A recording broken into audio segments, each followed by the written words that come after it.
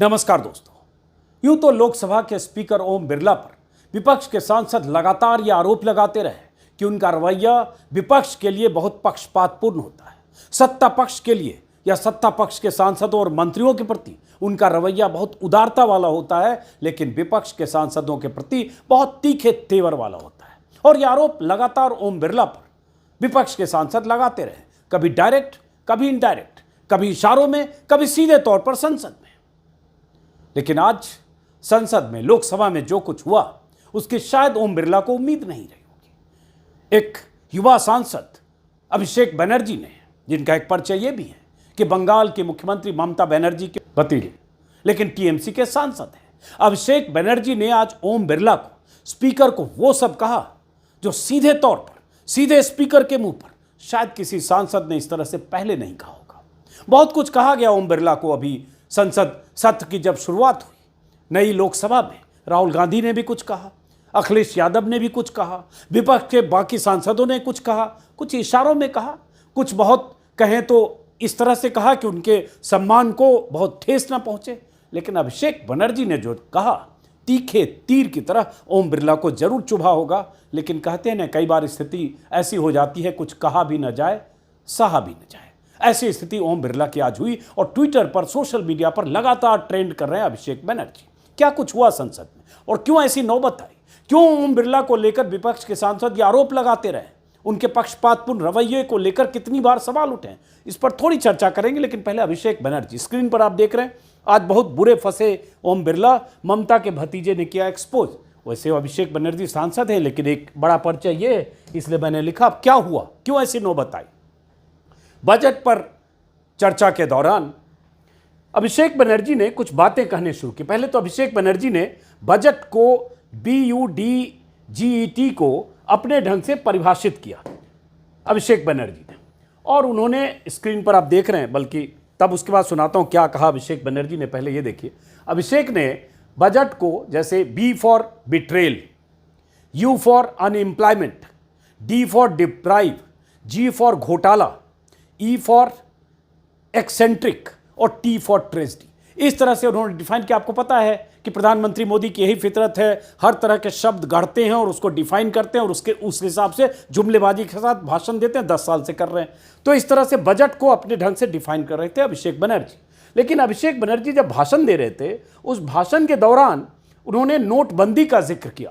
नोटबंदी मोदी सरकार पर इतना बड़ा कलंक है, ऐसे फैसले के लिए मोदी सरकार बदनाम हुई। खुद प्रधानमंत्री मोदी, जिस नोटबंदी का जिक्र 2016 में नोटबंदी लागू होने के बाद 2 साल के बाद से बीजेपी नेताओं ने करना बंद कर दिया, और नोटबंदी का क्या असर हुआ सबको पता है। लेकिन अभिषेक बनर्जी जब नोटबंदी का जिक्र कर रहे थे, तो चेयर पर बैठे ओम बिरला, जिस तरह से उन्होंने रोका अभिषेक बनर्जी ने को, और ये कहा कि 2016 में नोटबंदी आया, 19 उसके बाद गुजर गया। मतलब आप क्या बात करो, 2016 में नोटबंदी आया, 19 में तो चुनाव हो गया, उसके बाद फिर मोदी जी आ गए। तंज वाले लहजे में ओम बिरला ने कहा, कैसे जवाब दिया, क्या हुआ, जरा ये सुनिए। उसके बाद तेवर और वो तलखी, वो अंदाज एक बंगाली मानुस का, वो सुनिए जरा। पहले देखते हैं कि हाँ, अभिषेक बनर्जी जब नोटबंदी पर बात कर रहे थे तो किस बात पर रोका गया उनको और कैसे उन्होंने रिएक्ट किया जाए। Sir, shockingly counterfeit notes increased by 10.7% in 22, with fake 500 rupees note rising to 101.93% and 2000 rupees note by 54%. Sadly, 130 fellow Indians lost their lives due to heat and the strain of standing in long queues, falling victim to this eccentric decision. That's why we say E for eccentric. Now I come to the last letter. Sir, T. T for tragedy. माननीय सदस्य, T for tragedy. माननीय सदस्य, आप वर्तमान budget पे बोले 2016 के बाद तो 2019 नहीं। सर, मैं जवाहरलाल नेहरू का बात वो लोग बोलेगा। सर, जवाहरलाल नेहरू का बात वो लोग बोलेगा। कोई 60 साल पहले जवाहरलाल नेहरू का बात करेगा, दूसरे नेताओं का बात करेगा, तब आप कुछ नहीं बोलेंगे। सब बोलते हैं। मैं 5 साल पहले का डिमोनेटाइजेशन का बात करूंगा तो आप कहेंगे भाई वर्तमान इशू पे बोलिए। बजट सर, ये पक्षपात नहीं चलेगा सर। बजट पे मैं बजट पे ही बोल रहा हूं। देखा आपने, आगे भी सुनाता हूं। जब वो जो मोदी के फैसले थे, जिसे कहा जाता है तानाशाही वाला फैसला था, एक तरफा फैसला था, यूनिलेटरल फैसला था, उस फैसले में मोदी ने अपने कैबिनेट के सीनियर लीडर्स या मिनिस्टर्स को भी शरीक नहीं किया, तो उसी को एक्सेंट्रिक जैसा फैसला बताते हुए ये बता रहे थे कि उससे ट्रेजेडी हुई और कैसे लोगों को लाइनों में लगना पड़ा और उनको नुकसान हुआ, ये सब बता रहे थे। तो स्पीकर ने तंज वाले लहजे में कहा 2016 का था 2019 हो गया, मतलब अंदाजे बयां यही था, क्या बात कर अभिषेक बनर्जी, तो 2016 में 19 में तो फिर मोदी जी आ गए। और उसके बाद चुनाव पर, ये बजट पर आइए, तब अभिषेक बनर्जी ने क्या कहा, गौर से सुनिए आप। थोड़ा पीछे भी करता हूं, बल्कि थोड़ा पीछे। जवाहरलाल नेहरू का बातों लोग बोलेगा, सर बातों लोग बोलेगा। कोई 60 साल पहले जवाहरलाल नेहरू का बात करेगा, दूसरे नेताओं का बात करेगा, तब आप कुछ नहीं बोलेंगे। सब बोलते मैं हैं। 5 साल पहले का डिमोनेटाइजेशन का बात सब बोलते करूंगा तो आप कहेंगे भाई वर्तमान इशू पे बोलिए। बजट सर पे। ये बजट पे। पक्षपात नहीं चलेगा सर। बजट पे मैं बजट पे ही बोल रहा हूँ। जब बिप्लब देव बोल रहा था तब 100 साल पुराना बात कर रहा था, 50 साल पुराने इमरजेंसी का बात कर रहा था, तब आप चुप थे। और अब मैं डिमोनेटाइजेशन का बात कर रहा हूँ, आपको चुप रहे। वाह सर, वाह। बोलिए अपनी बात पे। D for tragedy. स्पीकर जब रोक रहे थे, जब वही टी फॉर ट्रेजेडी जब पढ़ रहे थे, तो यही कहा स्पीकर साहब, तब आप चुप थे। कोई 50 साल पहले बात करता है इमरजेंसी का, तब आप चुप थे। कोई नेहरू की बात करता है, तब आप चुप रहते हैं, तब आप नहीं टोकते हैं। और मैं 5 साल 7 साल पहले डिमोनेटाइजेशन की बात करता हूँ, नोटबंदी की बात करता हूँ, तो अब आप कह रहे हो कि अभी पर बोलो, बजट पर बोलो। और ये सच है। ये सबने देखा है कि संसद में प्रधानमंत्री तो नेहरू के बिना भाषण पूरा नहीं करते। बीजेपी के तमाम नेता 70 साल पहले से शुरू करते हैं। नेहरू ने क्या क्या, हर चीज के लिए जिम्मेदार नेहरू। 1955 में क्या हुआ, 60 में क्या हुआ, 62 में क्या हुआ, इससे शुरू करते हैं। अभी आपने देखा इमरजेंसी पर इतना तमाशा हुआ। और नोटबंदी जो 2016 की बात है, और उसके नोटबंदी का जिक्र प्रधानमंत्री मोदी नहीं करते। और नोटबंदी जिस वजह से लागू हुई, पूरे देश को पता, 2000 के नोट वापस तक हो गए। नोटबंदी से सरकार के खजाने को चोट पहुंची। नोटबंदी से फायदा एक नहीं हुआ। प्रधानमंत्री मोदी खुद फायदा नहीं बता सकते कि नोटबंदी से फायदा क्या हो, नुकसान सबको पता है। वही जिक्र तो कर रहे हैं, ट्रेजेडी, एक्सेंट्रिक फैसला और वो ट्रेजेडी। और तब स्पीकर कह रहे हैं 2019 चुनाव हो गया, अब इस पर आइए, पुरानी बात हो गई, अब बजट पर आइए। तभी अभिषेक बनर्जी, मैं चाहता हूं, ये चूंकि रिकॉर्ड हो रहा है, ये हिस्सा यहां से फिर से सुनिए। कोई 60 साल पहले जवाहरलाल नेहरू का बात करेगा, दूसरे नेताओं का बात करेगा, तब आप कुछ नहीं बोलेंगे। सब बोलते मैं हैं। 5 साल पहले का डिमोनेटाइजेशन का बात सब बोलते करूंगा तो आप कहेंगे भाई वर्तमान इशू पे बोलिए। बजट सर पे। ये बजट पे। पक्षपात नहीं चलेगा सर। बजट पे मैं बजट पे ही बोल रहा हूँ। जब बिप्लब देव बोल रहा था तब 100 साल पुराना बात कर रहा था, 50 साल पुराने इमरजेंसी का बात कर रहा था, तब आप चुप थे। और अब मैं डिमोनेटाइजेशन का बात कर रहा हूँ, आपको चुप रहे। वाह सर, वाह। बोलिए अपनी बात पे। D for tragedy. और साफ साफ कहा अभिषेक बनर्जी ने कि पक्षपात नहीं चलेगा, तब आप चुप थे स्पीकर साहब। जब 60 साल पहले नेहरू की बात हो रही थी, जब इमरजेंसी की बात हो रही थी, तब आप चुप थे। साफ साफ अभिषेक बनर्जी ने सीधे स्पीकर को कहा, कोई इशारा नहीं, कोई इनडायरेक्ट नहीं, डायरेक्ट। और उसके बाद बहुत कुछ हुआ। उसके बाद जब खत्म कर रहे थे अभिषेक बनर्जी, तब क्या कहा, बीच में भी एक तल्खी का मौका है, तब क्या कहा, यह सुनना इसलिए जरूरी है क्योंकि आरोप विपक्ष के नेता लगातार लगाते रहे हैं स्पीकर पर। और जो इस आरोप स्पीकर पर लगते रहे, फर्क यह है कि अभिषेक बनर्जी ने, एक युवा सांसद ने खुलकर संसद में वो बात कह दी है। जरा आप ये सुनिए। The Honorable Prime Minister is on borrowed time. You all on borrowed time. You all. Truth is, the Honorable Prime Minister is on borrowed time. You all are on borrowed time. Mark my words. And I would like to end by saying, थोड़ा सब्र रखिए और कुर्सी का PT बांध लीजिए, मौसम बिगड़ने वाला है। Thank you sir. ये आखिर में उन्होंने कहा, थोड़ा सब्र रखिए, कुर्सी की पेटी बांध लीजिए, मौसम बिगड़ने वाला है। ये इसलिए क्योंकि यही वो संसद है जहां 150 सांसदों को दिसंबर में बाहर कर दिया गया था दोनों सदनों से। एक दिन में अधिकतम सांसदों को संसद से सस्पेंड करने का रिकॉर्ड बनाया गया था दोनों सदनों से। आजाद भारत में जो कभी नहीं हुआ वो पिछले दिसंबर में सत्र में हुआ, शीतकालीन सत्र में, पिछली लोकसभा में। और उसके बाद सारे बड़े बड़े कानून पास कर दिए गए जिसमें भारतीय न्याय संहिता भी शामिल है।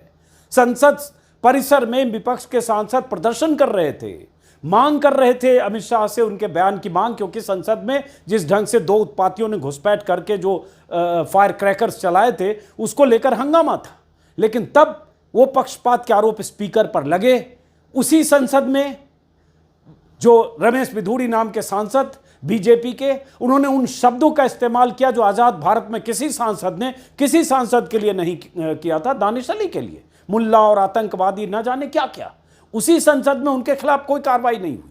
और स्पीकर जब नसीहत देते हैं तो ऐसे सांसद, युवा सांसद ने आज साफ साफ एक तरह से कहा। और दूसरी बात, कुर्सी की पेटी बांध लीजिए, मौसम बिगड़ने वाला है, इसलिए भी क्योंकि विपक्ष की ताकत अब 235-36 सांसदों वाली है। वो विपक्ष नहीं है जो 17वीं लोकसभा में विपक्ष था, जिस विपक्ष में सांसद कम थे और बीजेपी के पास 300 प्लस सांसद थे, 303। आज बीजेपी बहुमत से नीचे है और विपक्ष मजबूत विपक्ष सामने खड़ा है। अभिषेक बनर्जी वही कर रहे थे। और जब ये सब हो रहा था उसके बाद सुप्रिया श्रीनेत ने ट्विटर पर लिखा कि उनको आप 100 साल पुरानी बात नेहरू तक बोलने से नहीं रोकते हैं, हमें नोटबंदी पर बोलने से क्यों रोक रहे हैं, ये पक्षपात नहीं चलेगा। ये सुप्रिया श्रीनेत जो कांग्रेस की प्रवक्ता है, उन्होंने लिखा, जिस नोटबंदी ने जीडीपी ग्रोथ को आधा कर दिया, जो अर्थव्यवस्था पर सबसे बड़ा प्रहार है, उस पर बोलने से स्पीकर ने मना किया। अभिषेक ने सही जवाब दिया। अभिषेक ने और क्या कहा, और उसके बाद कुछ पुरानी बात। ये बीच में एक नोकझोंक की नौबत आई। ममता बनर्जी पर किसी ने कोई अंदर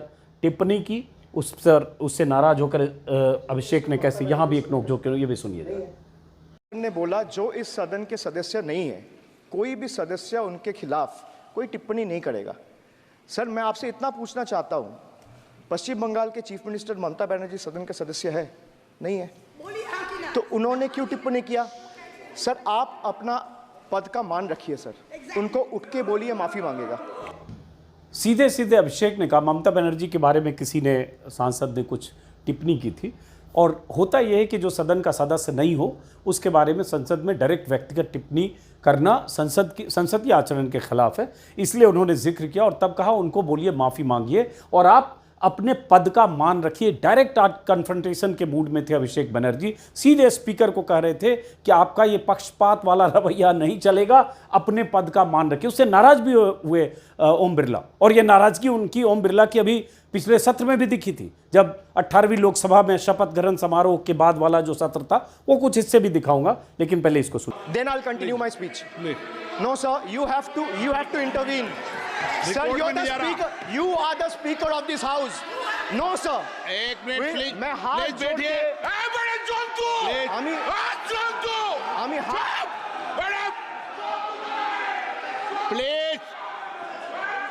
प्लीज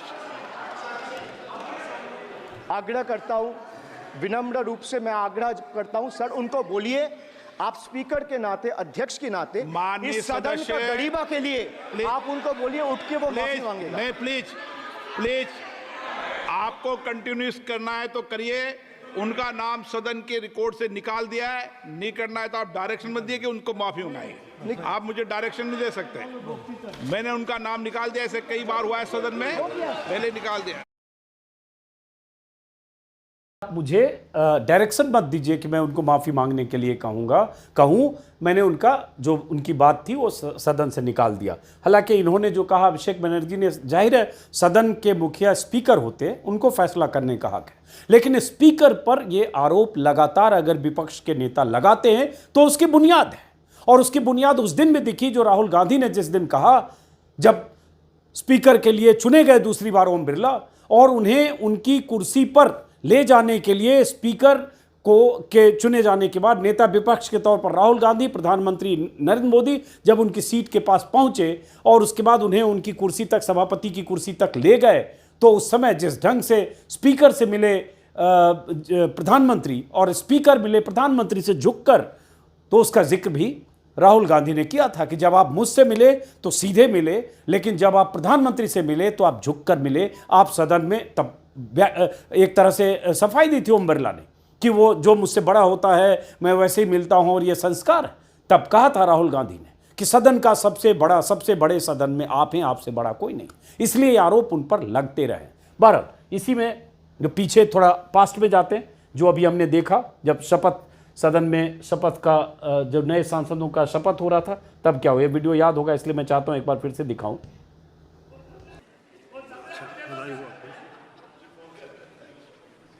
संविधान की शपथ तो ले ही रहे हैं, ये संविधान की शपथ है।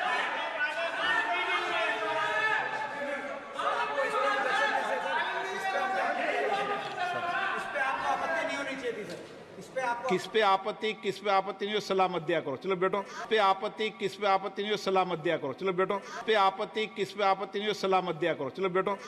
चलिए, जब संसद का जो 18वीं लोकसभा का सत्र शुरू हुआ था, सांसदों का शपथ हो रहा था, शशि थरूर ने शपथ ली, जय संविधान बोला, अपनी सीट की तरफ जा रहे थे, राहुल गांधी से हाथ मिलाया, तब इन्होंने कहा संविधान की शपथ तो आप ले ही रहे हैं। तब दीपेंद्र हुड्डा जो पीछे बैठे थे उन्होंने कहा इस पर आपको आपत्ति नहीं होनी चाहिए, तो स्पीकर ने नाराज होकर कहा किस पर आपत्ति, किस पे आपत्ति नहीं, ये मुझे सलाह मत दीजिए, चलो बैठो।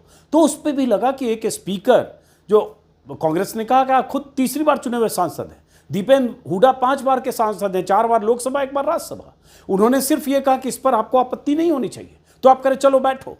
तो ये इस तरीके पर लगा, और ये तलखी, ये तेवर क्या स्पीकर ने कभी विपक्ष के सांसदों या मंत्रियों के लिए दिखाई?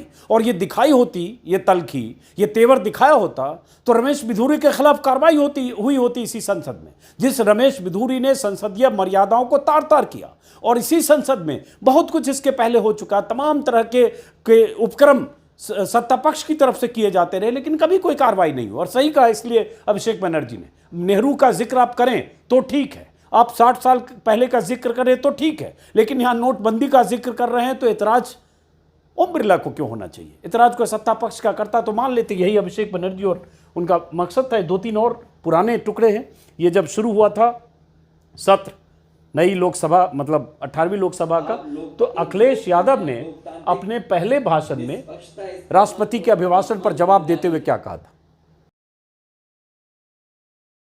निष्पक्षता इस महान पद की महान जिम्मेदारी है। आप लोकतांत्रिक न्याय के मुख्य न्यायाधीश की तरह बैठे हैं। हम सबकी आपसे अपेक्षा है कि किसी भी जनप्रतिनिधि की आवाज़ दबाई न जाए और ना ही निष्कासन जैसी कार्रवाई दोबारा सदन की गरिमा को ठेस पहुंचाएं। आपका अंकुश विपक्ष पे तो रहता ही है, लेकिन आपका अंकुश सत्ता पक्ष पे भी रहे।